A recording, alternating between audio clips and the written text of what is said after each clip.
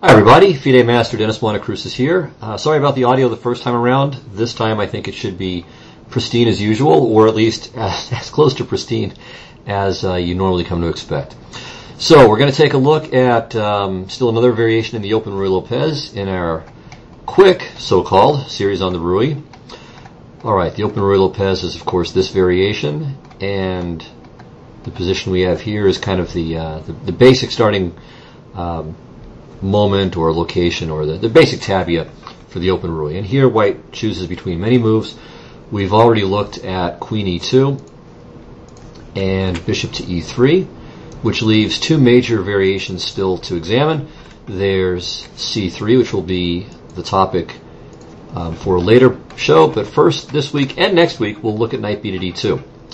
Alright, from here, black just about always plays knight to c5, white plays c3, and now black has some options. d4 is the main move. Well, actually, I'm not even sure if that's right. I mean, that's kind of the impression I have, but as I look in the database, it's actually bishop to e7 seems to be played a bit more, although whether that's because of transpositional possibilities or because it's really such a big choice here, I'm not sure. Also, bishop to g4 is an important move.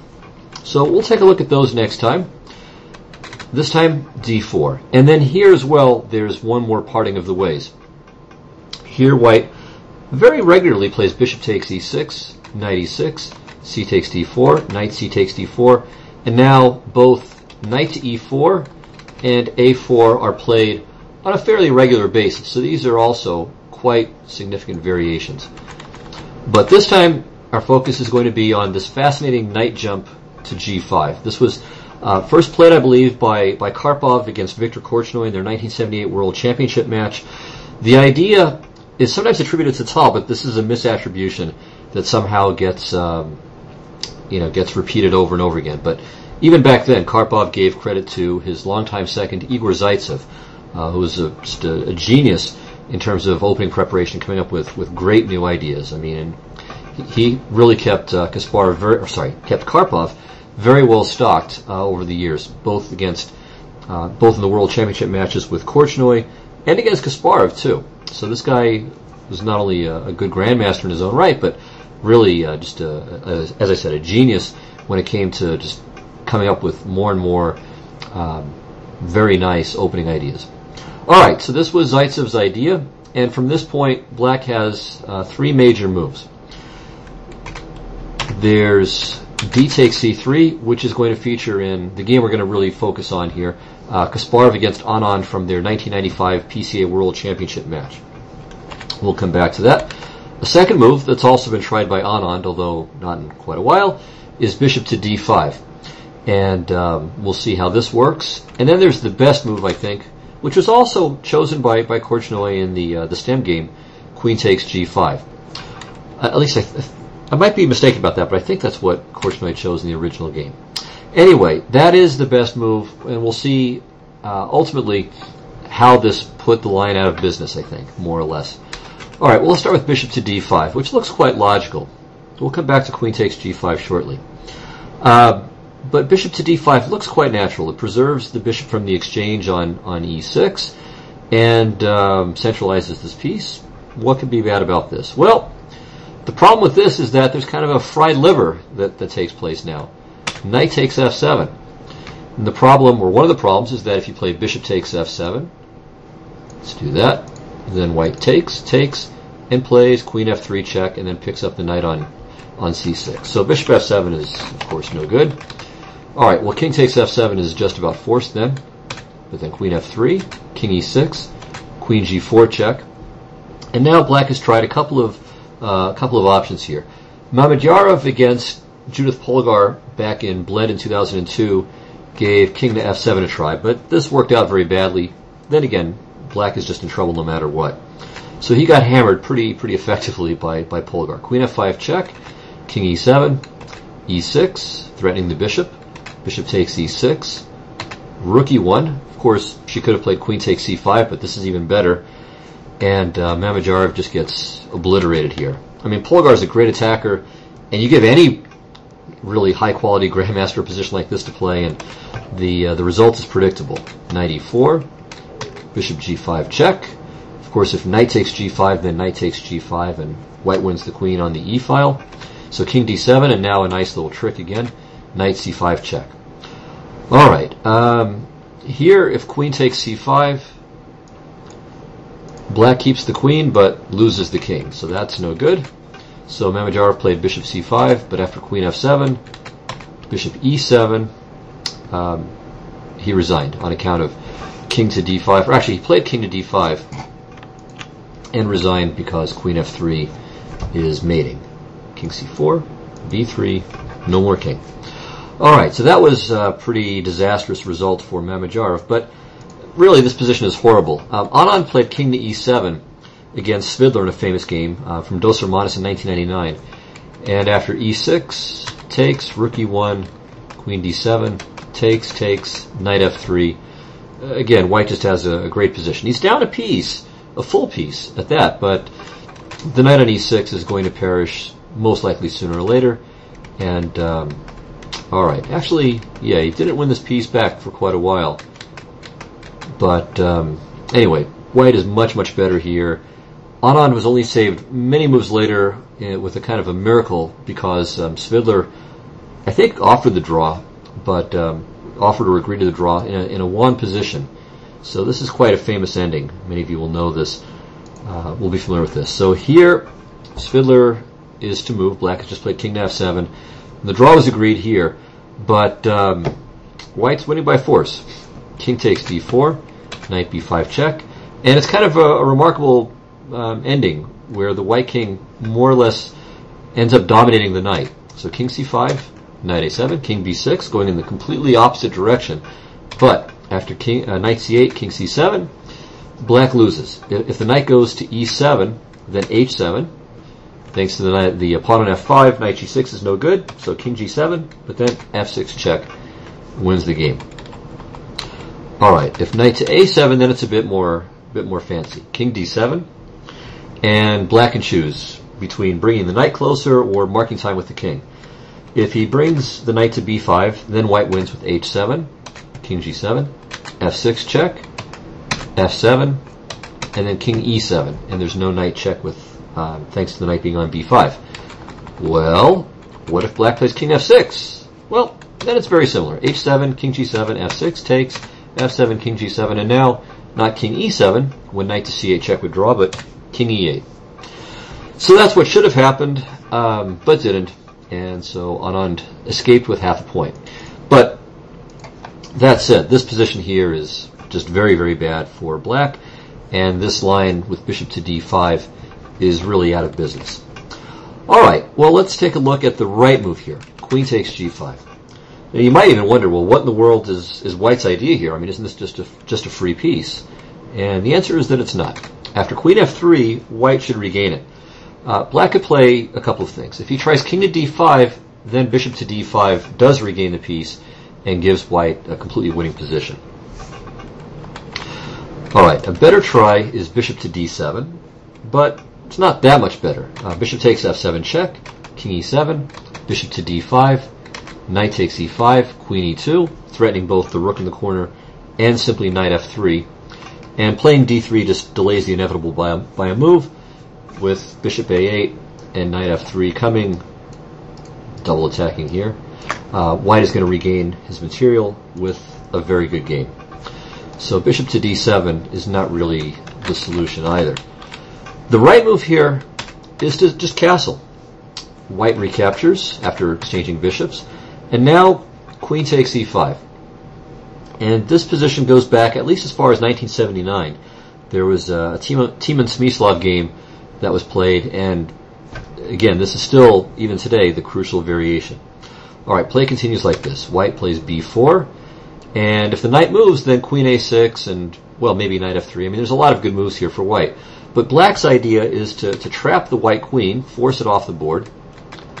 And although white is grabbing a knight, black has this mighty majority over on the queen side. White needs to play knight to b3, but after d4, although white has a piece for two pawns, these guys are obviously very strong, very dangerous, and practice seems to show that black is doing fine here. So we'll give some more moves here because this is a critical variation. Bishop a3, g6, bishop to b4, bishop g7, a4.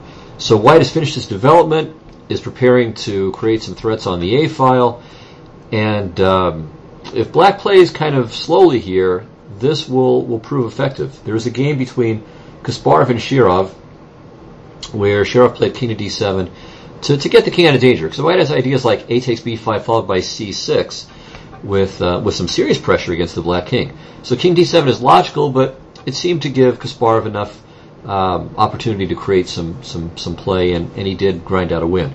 Although I don't know that king to d7 is a poor move, but the best move here seems to be the Hungarian player Gimishi's d3, after which black has done very well. In fact, so well that knight b to d2 has almost gone out of business as a result of this variation. There still is, going back here, there still is, instead of knight to g5, this bishop takes e6 line, and this sometimes gets played nowadays, and we'll discuss it next time. But certainly knight to g5 seems to be done as a result of this d3 move. With the exception of one pretty low-level game, in fact, black has a plus score, and in fact hasn't lost. He's only lost the one game between a 2300 and a 2100, and it's not that there was something really, tremendous about white's play from a theoretical standpoint in that game. But that one game aside, black has won several games, drawn a few, and lost none. All right, let's look at some examples. A takes b5, d2, so not even fearing white's queenside advance or any threats to the king. Here, we'll look at two moves. There's c6 and there's b takes a6. c6 was chosen by Shirov against Anand in Mainz in 2004. It may have been a rapid game, although I'm not certain about this. And anyway, white's idea now is to play rook takes a6 and just go for a quick mate. But surprisingly, black has time for king to b8. Now, if rook takes a6, black plays d1 queen, and white will not have time to double. Shirov therefore played rook a to d1, rook to d5, ba, rook h to d8, and now black is ready to play c2 at some point in the near future. Shirov therefore played knight to a1, and white is up an entire piece at this point, but the two pawns on c3 and d2 are virtually immobilizing the entire white army. All right, black plays king to a7, has the luxury of just going for this, knight c2, and now rook to b8. So it's not just that black wants to win the a pawn, but rather he's looking for new vistas for his rooks here. After rook to b1, Anand doubled, rook to b3, rook 8 to b6, and here Shirov liquidates, and the result after all of these liquidations, and there are many, is this drawn ending. In fact, if anything, black is maybe a touch better, but really white will have no difficulty holding the balance. He just creates his own passed pawn, and ultimately it's a draw, and the draw was agreed here. All right, so that was going back to this position. What could happen on c6? B takes a6 has been played in some other games, including the stem game of the d3 variation. From here, c2, and now, okay, the original game saw bishop takes d2. So this is Delchev against Gimishi from Nova Gorica, 2004. Black grabbed the rook, played rook h to e8, and here the draw was agreed. All right, so black is not going to give mate on the back rank. He's going to lose his passed pawn, but black has no problems here either. Actually, he may not lose the pawn. Anyway, that was one variation. The second line after c2 was to play knight takes d2. This is Morozovich against Ponomarev, played in Biel in 2004. And this ends up being kind of like the Shirov-Anand game. So we're going to have this massive set of liquidations. Yeah, of course, white can't take the rook because of rook to d1. Same problem. And the same problem still. And finally, black grabs the bishop. Okay, a7, rook a3. And here, once again, same ending. Black is going to grab the c-pawn. White is going to mobilize his kingside pass, or his kingside majority. And at the end of the day, we'll have a draw. And this is where the draw was agreed. Okay, queen to g5 then we can say you have to know something, you have to memorize some variations to be sure, but it looks as if, again, this ending where black sacks a piece for these queenside passers is good enough to equalize. D3 being the theoretically key move. It seems to be the last word in the variation. Alright, so bishop to D5 is no good because of knight takes F7. Queen takes G5 seems to work out to a drawish ending. And then finally there's D takes C3, which is what many players have played, including Anand in some earlier games. Alright, after DC, white plays BC. F takes E6. B takes C3. And here the main move is queen to D3, which we'll focus on. I'll just mention in passing that knight to E5, knight takes E5 is not a good example of greed. Here, greed is not good. After queen H5 check, knight F7, rook to E1. White has more than enough compensation for the pawn. And in the only relatively high-level game to reach this position, game between Kuleots and Pilgar, played in Gosdal in 2003, black got butchered. So it went like this: bishop E7, knight F3, castles. After bishop to C2, I think black is just about losing. H6 might be the only try, but I doubt that it's a very good try. If nothing else, white can play queen to G6. But in this game, black played G6, and now I think it's just a forced win for white. So he takes, bishop H6, threatening mate. If rook to G8, then queen takes F7, and white is up material and still attacking. So knight H6 was played, queen takes, and here rook E5. Black has no reasonable defense except for rook to F7, rook F5, but now white just trades and plays knight to E5, and there's no defense to knight F7 check. That doesn't involve giving up the queen for the knight, and black resigned here. Alright, I'm sure black could do better after knight takes E5 than he did in that game, but it still seems to be a bad idea. So queen to D3 was played, and in the first game that they played in this match, so now we're just down to Kasparov-Anand games. The first game of their match, well, the first game that reached this position in the match, which was game 6, there Kasparov played knight to F3, and the game got very, very sharp. After castles queenside, queen E1, takes, and king B7, black has very active pieces, but obviously his king is a little bit exposed, and the game was drawn surprisingly quickly, but not in a drawish position at all. This was kind of a mutual fear/respect situation. After knight to D4, Anand correctly sacrificed the exchange, and here the position is really hard to assess. I mean, this is very complicated. White has a little bit of extra material. The rook on the 7th rank is active. The central pawns look promising, but black has 2 connected passed pawns, which could turn into 3 in some variations. And again, this was just a mess. Kasparov was the one who offered the draw, and who knows what's going on here. Fortunately for Kasparov, not so much for Anand, there's a big improvement at this point. And actually, I think this was originally something that Tal mentioned just as an interesting possibility. Certainly didn't give anything more than the next move of this, but just mentioned it as an interesting possibility. And it was played in a correspondence game that Kasparov wasn't aware of, and in fact one which white eventually lost, although there was nothing wrong with his position at first. Anyway, the move here is bishop to C2. And this doesn't look so magnificent by itself. I mean, it's just giving away a pawn, but really the idea is to sacrifice much more than this. And in game 10, Kasparov got to unleash some really spectacular preparation. And preparation that was his prep, not his team of seconds, and not computers. I mean, computers back in 95 were not very good. I mean, you could use them to blunder check, but they could not find this combination or anything close to it. So he just used it to test what he found, but this was his idea. So he plays knight to B3 now, and this involves the sacrifice of at least a piece here, because after knight takes B3, well, the rook on A1 is hanging.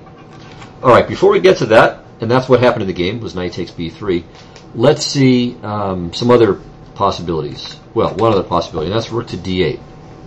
And this was in fact played in the stem game. Okay, now here white should avoid queen H5 check. This is not so good. It looks good at first, because white can maintain material equality here, like this. The problem is that after rook to d3, it's only black who can be better. Material is even, but the black queenside pawn majority is going to cause white real problems. While you can see white's kingside pawn majority is very difficult to turn into a meaningful passed pawn. Certainly this isn't going to happen in the near future. So black has a significant advantage here. Okay, let's go back. Instead, after rook to d8, white has to play the rather quiet bishop to d2. And now black has tried two moves from here as well. The main move is queen takes e5, but rook takes d2 was played in a game between Alexander Halifman and Hracek, a very strong grandmaster, I think a Czech grandmaster. After knight takes d2, knight e5, knight b3, knight e to d7, knight to d4. The problem for black is that while materially he's doing fine, he's got two pawns for the exchange. All of white's pieces are very active, and the black king is not going to find a safe home. After bishop d6, rook c1. The game continued with queen to b2, and after bishop to b3, white was able to win with the direct attack. So takes. Black succeeded in castling, but after rook c2 and then knight takes e6, black was in terrible trouble and lost soon thereafter. It might be a little bit better to play bishop to f4, not fearing bishop to g6 check, because that's just a perpetual. So here, white grabs the queen, but now bishop h2 and bishop to g3 forever. Instead of bishop to g6 check, though, white has queen to h5. And here black is in big trouble. King to d8, rook c to d1, and I don't think the black king is going to survive. Alright, going back then. After bishop to d2, black should not play rook takes d2, but try queen takes e5. And after rook to e1, queen d5, the Vandenberg-Nevestveit game, a little tough to pronounce that last guy, played in the Netherlands in 1990 by correspondence. There, white played knight takes c5, and black was able to not only escape, but win. Here, it's black's king is the safer one slightly, and white's king is in a bit of trouble here. So, instead of that, white should play queen to g4. And this was played in a game between two very strong GMs, Arkady Naiditch and Shakhriyar Mamedyarov. That game ended as a draw, but white can improve. It was played in Pamplona in 2004. So knight to d4, knight c5, bishop c5. And then here, instead of queen takes g7, white should play bishop to e4. And now I think white has a real advantage. Okay, white will take on g7 next. And if black tries to stop it with queen d7, well, that's bad because of queen h5 check, and then queen takes c5. So a simple little trick. So queen d6, and after queen takes g7, white is clearly better, and I think probably this is going to translate into a win sooner rather than later, but at least black is not immediately dead in this position. Alright, that may be the best that black can hope for, frankly, in this whole scheme of things after knight to b3. In the game, so now we're back to Kasparov-Anand. Anand played knight takes b3, bishop takes b3, and here he's got to make a tough decision. And I have to say, Anand really played extraordinarily well in this game. I mean, he may just never have had a chance, given the power of this novelty, but time and time again, I mean, he found the best way to defend, he avoided getting killed in the middle game, and he even forced Kasparov to show some accuracy in the ending to bring home the full point. Anyway, what to do at this point? The obvious move is queen takes a1. On this, Kasparov had planned the following. Queen to h5 check first. Okay, now, the point of this is that after g6, white plays queen to f3 and has access to the f6 square. Now, if black tries to run away with castling, then white takes. Queen e5, for instance, queen a6 check. And now, okay, if king to b3, king to b8, sorry, bishop to e3 is winning, with the idea of bishop to a7 check followed by all kinds of vicious discoveries. And if the king tries to run back out via d7, then white has this nasty shot bishop to b2. If the queen leaves, then bishop takes h8, if nothing else. And if the queen takes, then queen to e6 is checkmate. Alright, so castling queenside is not going to save black's hide. If knight to d8, white has a number of interesting moves. Rook to d1 has been proposed. I think maybe the best is queen to f6, preventing any queen takes e5 defensive possibilities. And after rook to g8, for instance, then bishop takes e6. And if black tries to hold on to his rook with rook to g7, then bishop to a3, I believe, gives white a winning advantage. Threatening queen takes f8 mate, as well as, of course, to grab the queen in the corner. After queen f1, king f1, and then c5, I think this is black's best defensive try, but white will have a decisive advantage after bishop to d5, and then e6. Materially, black is not doing too badly, but clearly this pawn on e6, well, all of white's pieces, especially the ones in the center, are keeping black absolutely tied down. And once the bishop from a3 reroutes itself to a square like g5 or maybe h6, I think black's position is going to collapse. Okay, that's the idea of queen h5 check. I should note that if black tries to run away with king to d7 instead of playing g6, then he gets hammered with bishop takes e6 check, followed by queen to g4. And the problem is that the black king has to do a couple of things. It has to avoid the dark squares, because then there will be a check with the bishop, and then white picks up the queen. But the light squares are pretty bad for him too. If he goes to d5, for example, then queen f3 check, and then white's going to take on c6 with check, and then take the rook on a8, when material will be even, but the position will be anything but even. Alright, if king to f7, then queen f3 check. And once again, if the king goes to g6, to e6, or to e8, white plays queen takes c6 check, and can grab the rook next. There's king to g8, and this avoids the knight dropping with check, and it avoids any discovered attack on the black queen. The only problem is that it gets mated in one move with queen to d5, or queen to b3 for that matter. Alright, that's why not queen takes a1. So Anand played knight to d4 instead, trying to keep things plugged up a bit, and hopes to get rid of this very dangerous bishop on b3, and it also protects the pawn on e6. Looks pretty good. Well, Kasparov's next move is queen to g4, so he still leaves the rook and pre in the corner, and just gangs up on the pawn on e6. Well, if Anand were to play knight takes b3, then it would meet a rather quick and sorry fate, thanks to queen takes e6 check. If king to d8, then bishop to g5 is just mating. And if bishop to e7, then bishop g5 anyway, queen b4, rook a to d1, and again black is getting crushed here. Okay, Anand decided it was time to grab the rook. Queen takes a1. And now, a relatively quiet move, bishop takes e6. White's down a full rook at this point, and there's no immediate threat, nothing that's just breathtakingly obvious in terms of a one-mover, but nevertheless, black is lost here. Alright, we'll look at three moves now. If knight takes e6, well, this is simple. Queen e6, bishop e7. Okay, again, if king d8, bishop g5 is mating, and even if it weren't, it would win the queen. And on bishop to e7, then bishop g5 is again winning. Alright, that's the easy stuff. Queen c3 is a bit trickier. On this, it looks like the best way for white to continue is bishop to d7 check. Now, if king to d8, then white wins everything, bishop to g5 check, just takes, and then queen g7, followed by taking both rooks in exchange for just the bishop. So that will leave white up the exchange and with a cleanly winning position. Instead then, king to f7 would be the better try, and now bishop to e3. And the threat here is to take the knight on d4, and then give mate on e6, which is why the knight can't move here. Similarly, c5 would be no good. Bishop takes d4, followed by queen to e6 mate. Bishop to c5, therefore, is forced to defend the knight and give the king f8 as a flight square.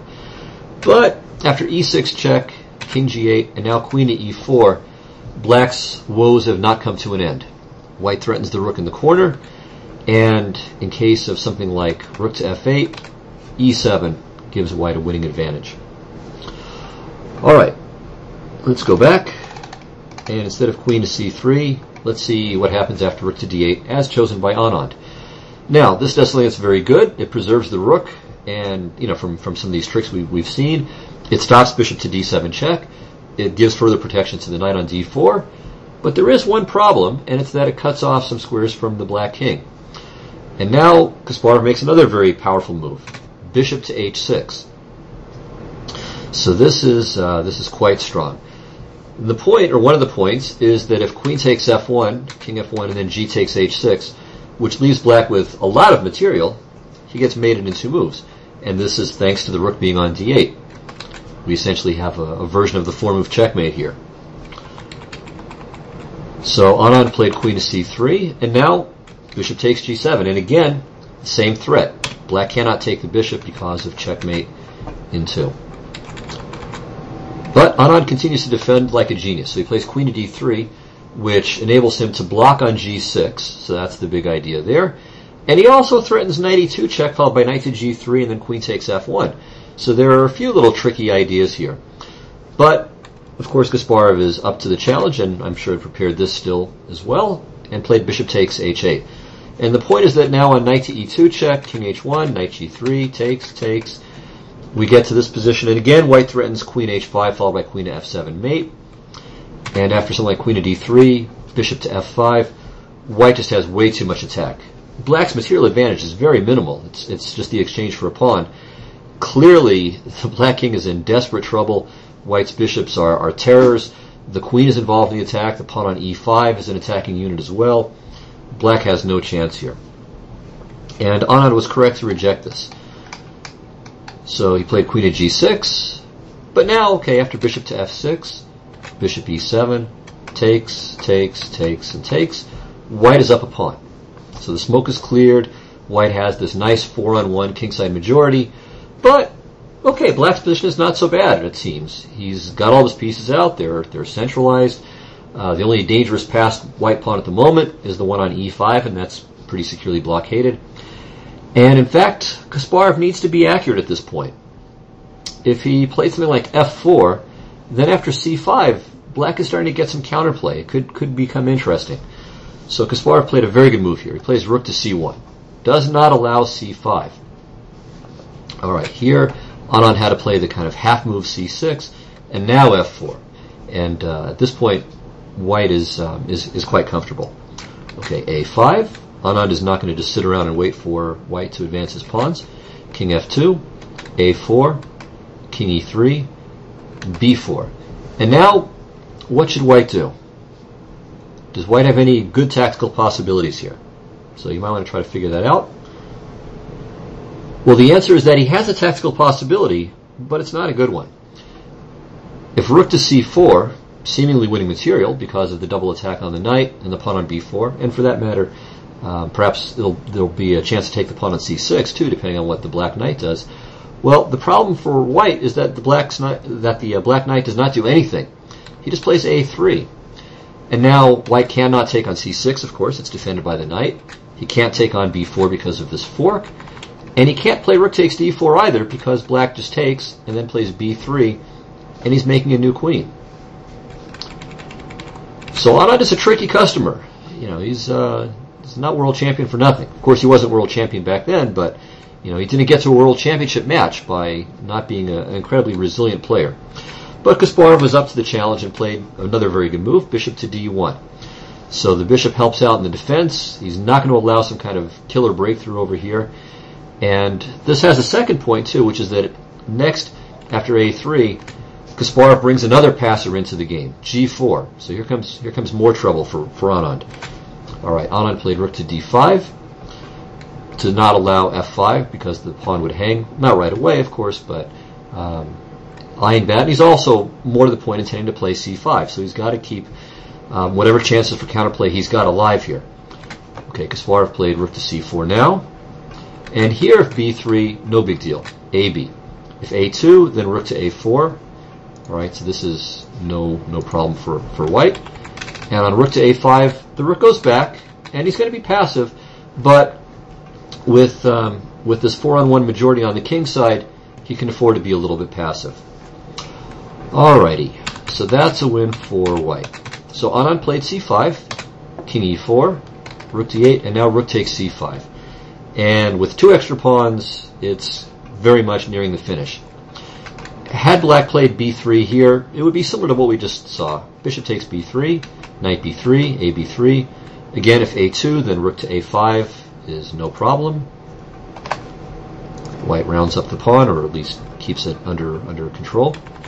And on rook to a8, rook c7 check. Okay, it's not necessary, but it's a nice little finesse, driving the king back since king e6 walks into f5 mate. King f8 therefore, and now the rook goes back.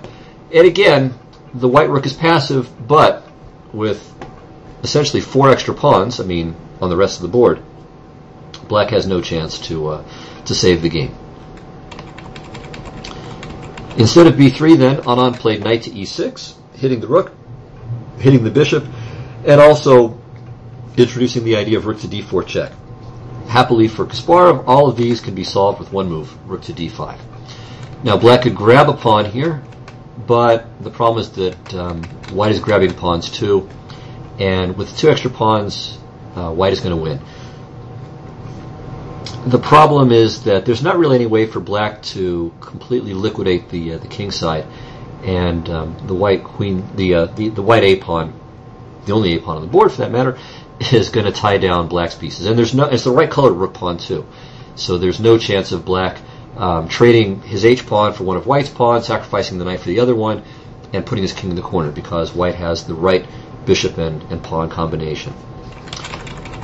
Alright, so no rook takes d5. Anand tried rook to c8, but now it's hopeless. f5, rook c4 check, king e3, knight c5, g5, rook c1, and after rook to d6, white won the game. Black resigned because the threat is to play f6 check, and then in one order or another play bishop to h5 and rook to d8 mating. And black just has no good defense to this, no real counterplay, and so Anand resigned.